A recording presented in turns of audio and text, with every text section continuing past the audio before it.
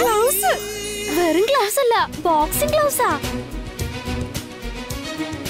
സരിഗ സരിഗ പ സരിഗ പനി സരിഗ പനി സരിഗ പനി സരിഗ ഗരി പഗനി.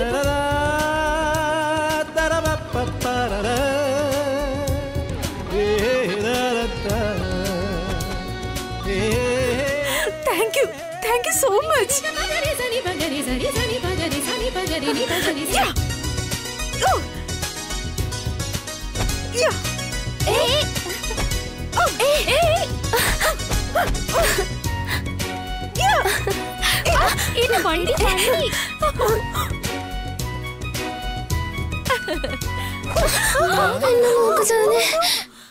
ശ്രീദേവി, അവളെന്തോ ആഗ്രഹത്തിന് വാങ്ങിട്ട് വന്ന ഉടനെ നീ ഇത് വാങ്ങുവോ?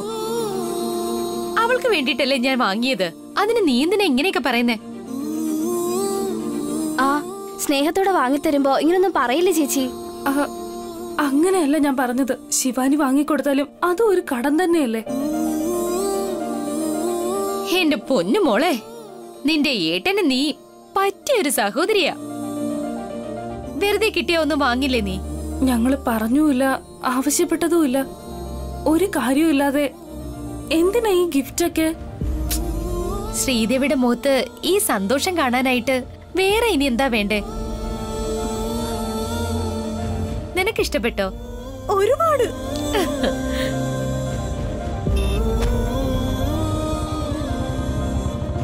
അയ്യോ, ഏട്ടൻ വരുന്നു. വരുന്നുണ്ടെങ്കി എന്താ ഇപ്പോ? അയ്യോ, എനിക്കിത് വേണ്ട. നീ അത് വെച്ചോ. ദേഷ്യപ്പെട്ട പിന്നെയും കുഴപ്പമില്ല, പക്ഷെ വിഷമിച്ച എനിക്കിത് താങ്ങില്ല.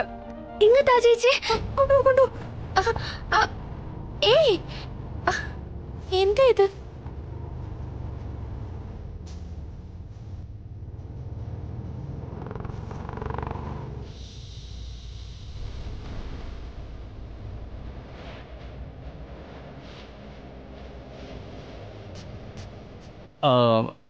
ഹലോ ചെറിയച്ച, 10 ലക്ഷം രൂപയുടെ ചിട്ടി വേണം എനിക്ക്. ഈ മാസമോ അല്ലെങ്കിൽ അടുത്ത മാസമോ കുറി എനിക്ക് വീഴുന്നുണ്ടെങ്കിൽ നാളെ തന്നെ ഞാൻ പൈസ അടച്ചു തുടങ്ങാം.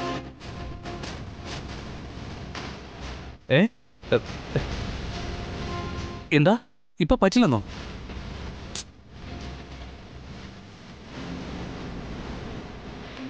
വീട്ടിലെത്തി വേറെ ആരോടും സംസാരിക്കാതെ ഫോണിൽ കുത്തിക്കൊണ്ടിരിക്കുകയാണല്ലോ മഹാനുഭാവനു. എടാ മോൻ, എനിക്ക് തരാനുള്ള പൈസ ഒരു 10 ദിവസത്തിനകത്ത് തരാൻ പറ്റുമോ നിനക്ക്? കടം വാങ്ങിയ പൈസ തിരിച്ചു ചോദിക്കുമ്പോൾ എന്തിനാണ് ചോദിക്കുന്നത്? എന്തിനാ? എനിക്കെന്താ ആവശ്യങ്ങളില്ലേ? വേറെ ഒന്നും പറയണ്ട, നീ കാശ് ഏർപ്പാടാക്ക്.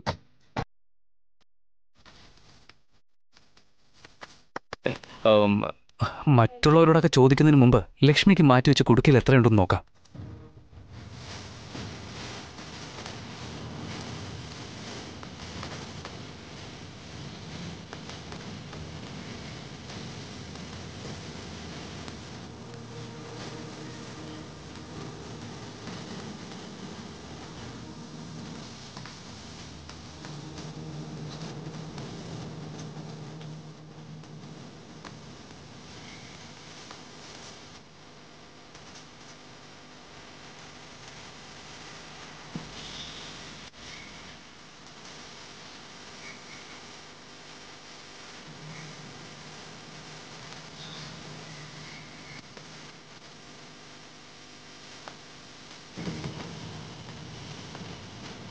എന്തു പറ്റി ചേച്ചി?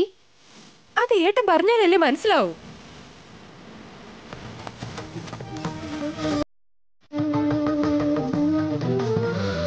ഇതൊക്കെ ഏതറ്റത്ത് ചേർക്കാനാ?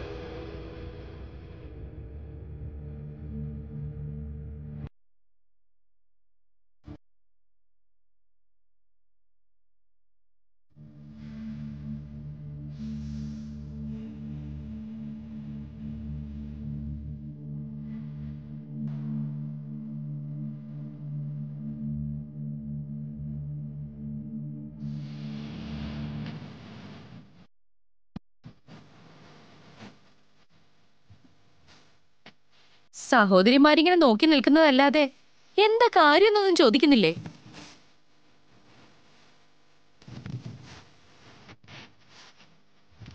ഏട്ടാ, പോകുമ്പോ പുറകെന്ന് വിളിക്കാൻ പാടില്ല, എങ്ങോട്ടാന്ന് കൂടെ ചോദിച്ചൂടാ.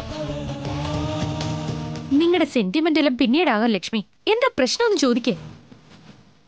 നിനക്കറിയാൻ വേണ്ടിയിട്ടല്ല ഞാൻ ഈ പറയാൻ പോകുന്നത്, എൻ്റെ സഹോദരിമാർ മനസ്സിലാക്കുന്നതിന് വേണ്ടിയിട്ടാണ്. ഏയ്, പ്രത്യേകിച്ചൊന്നുമില്ല. ഒരു ബ്രോക്കറെ കണ്ടായിരുന്നു. നമുക്ക് പറ്റിയൊരു ബന്ധം കയ്യിൽ വന്നിട്ടുണ്ട്. 10 ലക്ഷം രൂപ സ്ത്രീധനമായിട്ട് കൊടുത്ത ലക്ഷ്മിക്ക് ഒരു ജീവിതം ഉണ്ടാവും.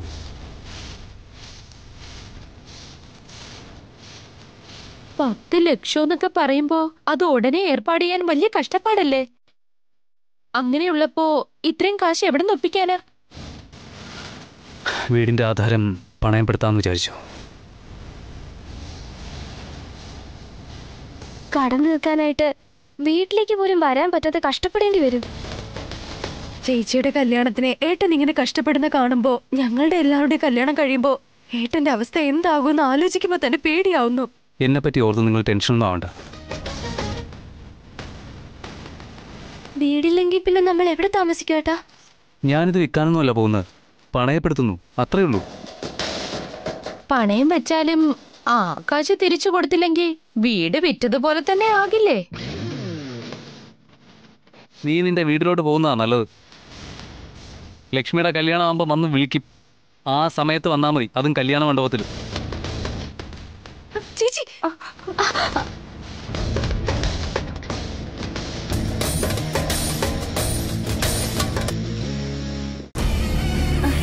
ബൈ ഏട്ടാ. ബൈ മക്കളെ. സൂക്ഷിച്ചു പോണേ ഏട്ടാ. ആ ശരി, ഞാൻ സൂക്ഷിച്ചോളാം. അമ്മേ, ഇങ്ങനെ ഒരു പിടിവാശിക്കാരനെ ഞാൻ എവിടെയും കണ്ടിട്ടില്ല. ശിവാനി, ഈ ഗ്ലൗസ് നീ തന്നെ വെച്ചോ. നിങ്ങളുടെ ഏട്ടൻ വിഷമിക്കൊന്ന് വെച്ച് നിങ്ങളുടെ ഇഷ്ടങ്ങൾ എന്തിനാ ഇങ്ങനെ മാറ്റി വെക്കുന്നേ? അല്ല, നിങ്ങളുടെ ഏട്ടൻ നല്ല കാര്യങ്ങൾക്ക് വേണ്ടിയല്ലേ കടം മേടിക്കുന്നേ? നീ ബോക്സിംഗ് പഠിച്ചോ ശ്രീദേവി? കോച്ചിനോട് പോലും ഞാൻ സംസാരിച്ചിട്ടുണ്ട്. നീ തന്നെ വെച്ചോ അത്.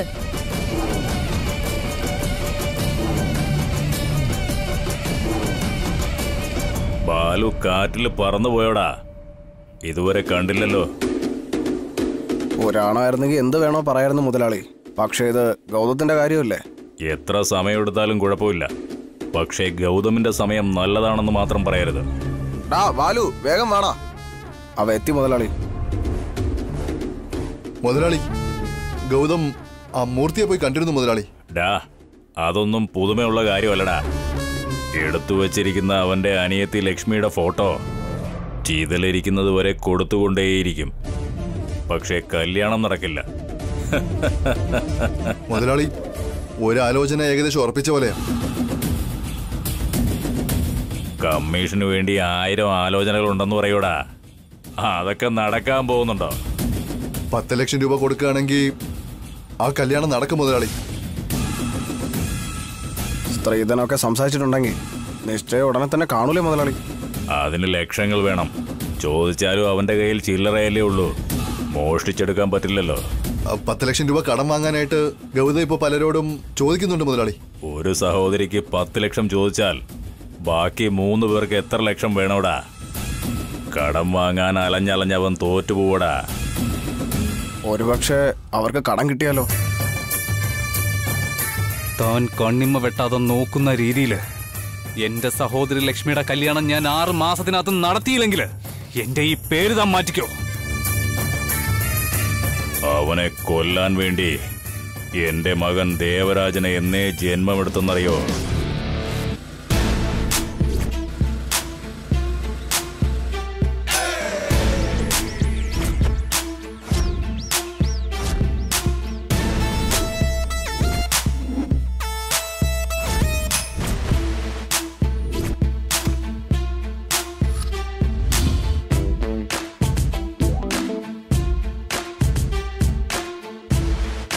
സർ, വണ്ടി എടുത്ത് തണലത്തിട.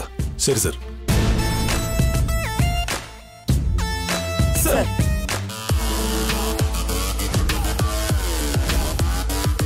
നിങ്ങളൊക്കെ എന്താ ഫംഗ്ഷൻ വന്നിരിക്കുകയാണോ? നിയമത്തെ സംരക്ഷിക്കുന്ന ജോലിയിലിരിക്കുന്നവർ ഇങ്ങനെ ഒരുമിച്ച് നിൽക്കേണ്ട ആവശ്യമൊന്നുമില്ല. Ladies, beautiful. ഇങ്ങനെ ഓപ്പോസിറ്റ് നിൽക്കുമ്പോൾ കാണാൻ എന്ത് ഭംഗിയാണെന്നറിയോ?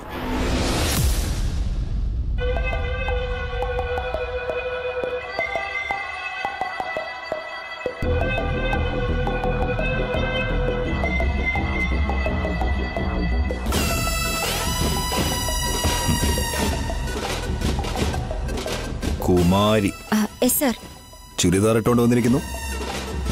എന്താ സാരിയില്ലേ? ഉണ്ട് സാർ, ഇത് കംഫർട്ട് ആയതുകൊണ്ട്. ജനങ്ങളുടെ കംഫർട്ടാണ് നോക്കേണ്ടത് കുമാരി. അവര് ഹാപ്പി ആയിരുന്നാ മാത്രമേ സമാധാനമുണ്ടെന്ന് അർത്ഥമുള്ളൂ. സർ, കീ സർ. താൻ തന്നെ വെച്ചോ. കയ്യിൽ നിന്ന് വാങ്ങിച്ചുകൊണ്ട് പോയതാണെങ്കിൽ തിരിച്ചുകൊണ്ട് കൊടുക്കണം. പക്ഷെ തന്നവന്റെ കയ്യിൽ തന്നെ തിരിച്ചു കൊടുക്കാൻ പാടില്ല. ചെല്. Yes sir.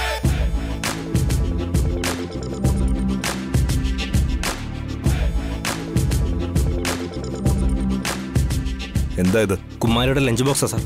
ഓ,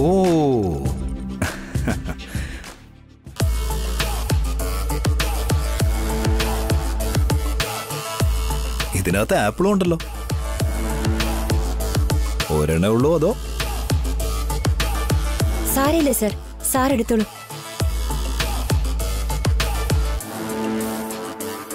നീയോ എടുക്ക്. തോക്ക് റൈഫിലാണോ സാർ? ഒന്നും മനസ്സിലാത്ത പോലെ ചോദ്യം ചോദിച്ചതിന് ഈ ഗെയിമിൽ താനും പാർട്ടിസിപ്പേറ്റ് ചെയ്യണം. അവിടെ പോയി നിൽക്ക്. ചെല്ല്. Come on, do it Kumari. Yes sir.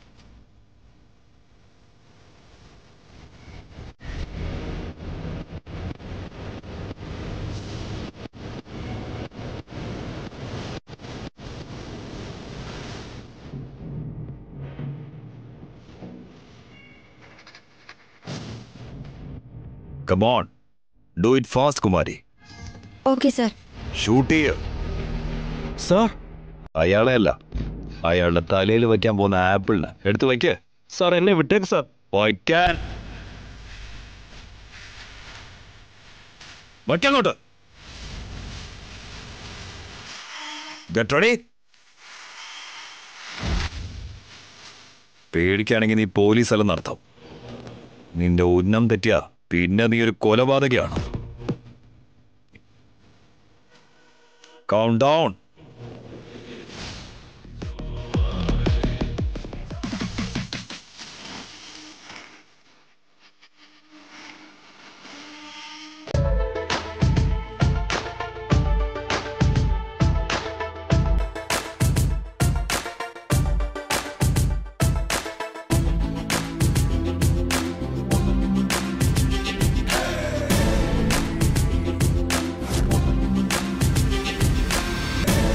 പൊട്ടിക്ക് കുമാരി, നിന്റെ ഉന്നം എനിക്കൊന്ന് കാണണം. പൊട്ടിക്ക്. ഷൂട്ട് ചെയ്യ.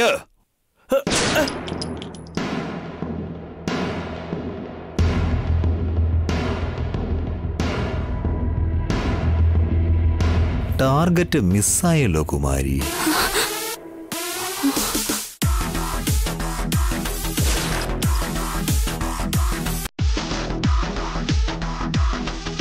നിനക്കിനിയും നല്ല പോലെ ട്രെയിനിങ് തരണം.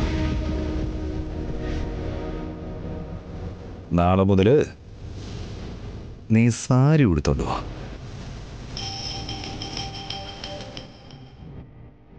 ഹലോ, യാ സ്റ്റേഷനിൽ തന്നെയാ നിൽക്കുന്നത്. എനിക്കെന്തോ SI സാർ നിന്നെ ടാർഗറ്റ് ചെയ്തതുപോലെ തോന്നിയത് കുമാരി. എന്താ സംഭവിച്ചത്? കോച്ചിങ് ഇൻസ്റ്റിറ്റ്യൂട്ടിൽ ഞങ്ങൾ രണ്ടുപേരും ക്ലാസ്മേറ്റ്സ് ആയിരുന്നു. ഒരുപാട് കഷ്ടപ്പെട്ട ഞാൻ കോൺസ്റ്റബിൾ ആയത്. ഇഷ്ടമുള്ളതുകൊണ്ട് അദ്ദേഹം SI ആയെന്നേ ഉള്ളൂ. അല്ല, സാരിയും ഈ വിഷയവുമായി എന്തെങ്കിലും ബന്ധമുണ്ടോ? സാരിയുമായി ഈ വിഷയത്തിൽ ബന്ധമുണ്ട്.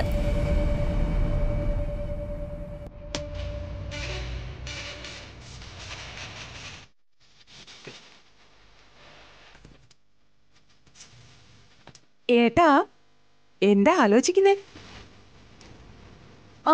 ഈ ഗംഗ ചോദിക്കുന്നത് വേറൊന്നുമല്ല ഏട്ടാ, വാട്ടർ വേണോന്നാ. അതെ ഏട്ടാ, വെള്ളം. വേണ്ട. അതല്ലെങ്കിൽ ടീ വേണോ കോഫി വേണോ ഏട്ടാ? എനിക്ക് വേണ്ടത് പണമാണ്. എനിക്ക് തരാൻ പറ്റിയില്ലെങ്കിലും എന്നോട് ചോദിച്ചല്ലോ, ഞാൻ എവിടെന്നെങ്കിലും കടം വാങ്ങിയെങ്കിലും ചേട്ടന് കാശ് തരാൻ നോക്കാം. ഒരാൾക്ക് ആവശ്യം വരുമ്പോൾ നമ്മൾ പണം കൊടുത്ത് സഹായിക്കണം, അല്ലാതെ കടം കൊടുക്കുകയല്ല. നമ്മുടെ ഗൗതം എന്താ പുറത്തുനിന്നുള്ള ആളാണോ?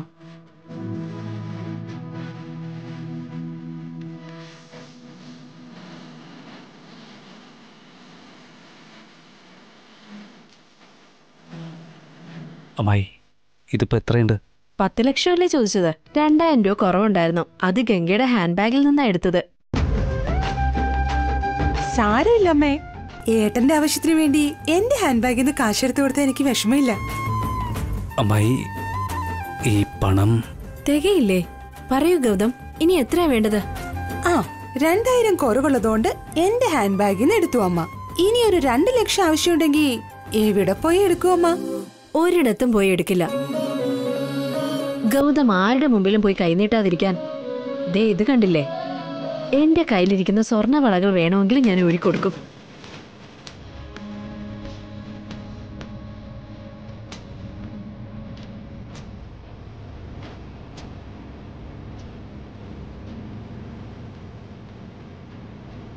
അച്ഛനോടൊരു വാക്കുപോലും ചോദിക്കാതെ ഇതൊക്കെ എടുത്ത് കൊടുക്കുന്നല്ലോ അമ്മ. നിന്റെ കല്യാണത്തിന് വേണ്ടി ചേർത്ത് വെച്ച കാശാ അത്. ഇപ്പൊ ഈ സ്വർണ്ണ വളകളെക്കാളും സാധാരണ കുപ്പിവളകളാ എല്ലാ സ്ത്രീകളും അണിയാൻ ഇഷ്ടപ്പെടുന്നത്. ഗൗതം, നിന്റെ അനിയത്തിമാരെല്ലാരും എന്നെ അമ്മായി എന്നാ വിളിക്കുന്നത്. എന്നാ അവരും എന്റെ മക്കള് തന്നെയാ. ആലോചിക്കാതെ എടുത്തോണ്ട് പോ.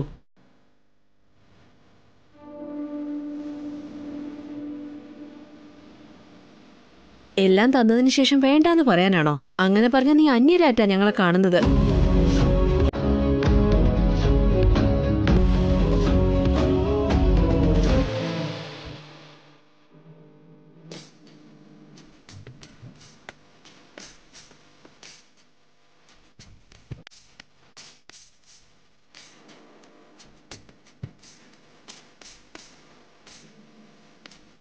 അമ്മായിയുടെ മകളുടെ കല്യാണത്തിന് വേണ്ടി കൂട്ടിവെച്ച പണത്തെ എൻ്റെ സഹോദരിയുടെ കല്യാണത്തിന് വേണ്ടി തരുന്നുണ്ടെങ്കിൽ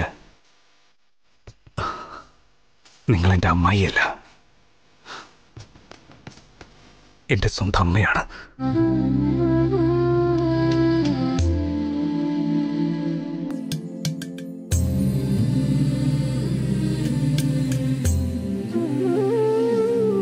ഗൗതം, അമ്മയുടെ സ്ഥാനമുള്ള എൻ്റെ അമ്മായിയുടെ കൈ ഒരിക്കലും ഒഴിഞ്ഞു കിടക്കാൻ പാടില്ല. ഇത് ഞാൻ വിറ്റാലും പണയം വെച്ചാലും അതുകൊണ്ട് എനിക്കുണ്ടാകുന്ന ഈ പാപത്തെ ഗംഗയിൽ കഴുകിയാലും ഒരിക്കലും പോവില്ല അമ്മായി. അതുകൊണ്ടാ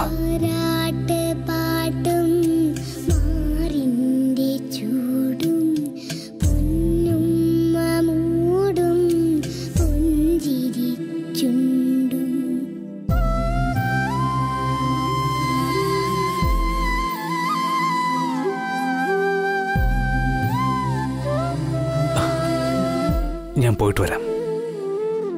ഗൗതം, അവിടെ നിൽക്ക്.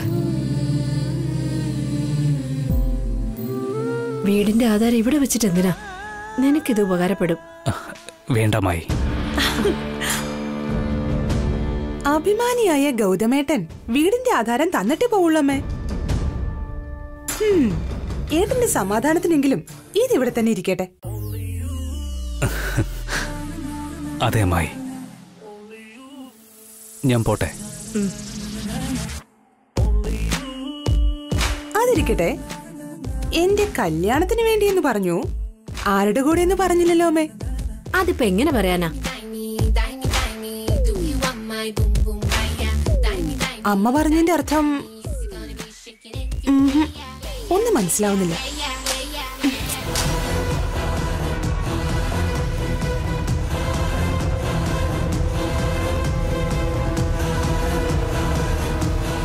വളരെ ഭംഗിയുള്ള നാട്. അതൊക്കെ നമ്മൾ നന്നായിട്ട് ആസ്വദിക്കണോടാ.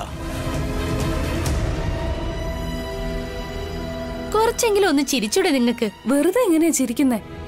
അതിനൊരു കാരണമുണ്ട് ലക്ഷ്മി. നിന്റെ കല്യാണം നടത്തണമെന്ന് വിചാരിച്ച നിന്റെ ഏട്ടന് കടം കിട്ടിയിട്ടുണ്ട്.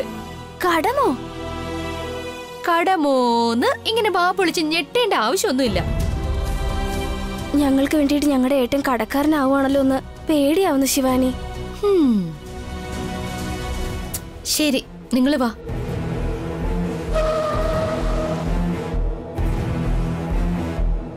ഏയ്, നിങ്ങൾക്ക് എന്നെ കണ്ണു കാണില്ലേ? ഇത്ര സ്പീഡിലാണോ വരുന്നേ?